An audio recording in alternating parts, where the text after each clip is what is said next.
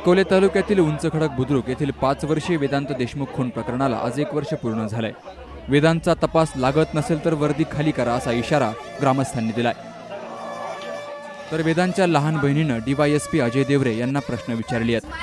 मला राखी बांधायला भाऊ नव्हता। बरोबर आहे बेटा, मला म्हणजे तुझ्या दुःखाची तुम्हाला मदत करूनही तुम्ही माझ्या भावाचा तपास लावला नाही। माझे काका, माझे वडील, माझे मामा एवढं रात्रंदिवस तुम्हाला मदत करता तरी तुम्ही त्यांना माझ्या भावाला न्याय मिळवून देत नाही। एवढी मदत करून दिली। वर्षभरात तुम्ही केलं नाही, आता किती वर्ष लावणार अजून?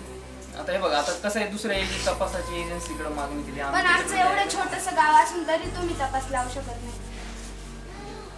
प्रयत्न सर्व केले बाळा, प्रयत्न चालू आहेत ना त्याच्यावरचे। दुःख आम्हाला पण दुःख आहे ना तुमचं, निश्चितच।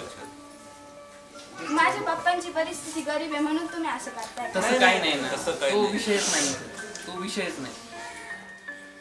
उपोषणकर्त्यांच्या डोळ्यातून अश्रू अनावर झाले होते। यावेळी महिलांनीही पोलिसांचा खरपूस समाचार घेतला। गावात पुन्हा खून झाला तर पोलीसच जबाबदार राहतील असा इशाराही ग्रामस्थांनी दिलाय।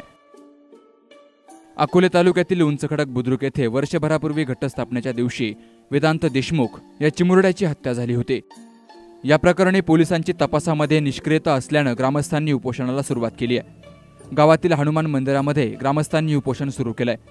या प्रकरणाची सीबीआय चौकशी करावी तसेच दोषी पोलीस अधिकाऱ्यांची बदली करावी या मागणीसाठी ग्रामस्थांनी हे उपोषण केलंय।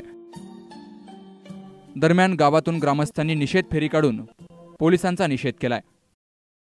शेकडो ग्रामस्थांनी या उपोषणामध्ये आपला सहभाग नोंदवलाय, तर अनेक गावं, सर्वपक्षीय कार्यकर्ते आणि सामाजिक संघटनांनी या उपोषणाला पाठिंबा दिलाय। डीवायएसपी अजय देवरे, पोलीस निरीक्षक वाखारे, PSI बेंद्रे यांनी उपोषण थांबवण्यासाठी ग्रामस्थांना गावात भेट दिली।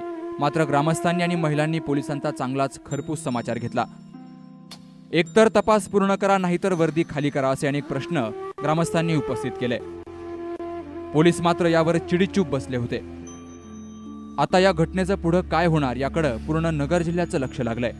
विजन प्लस साठी गणेश आवारी, अकोले।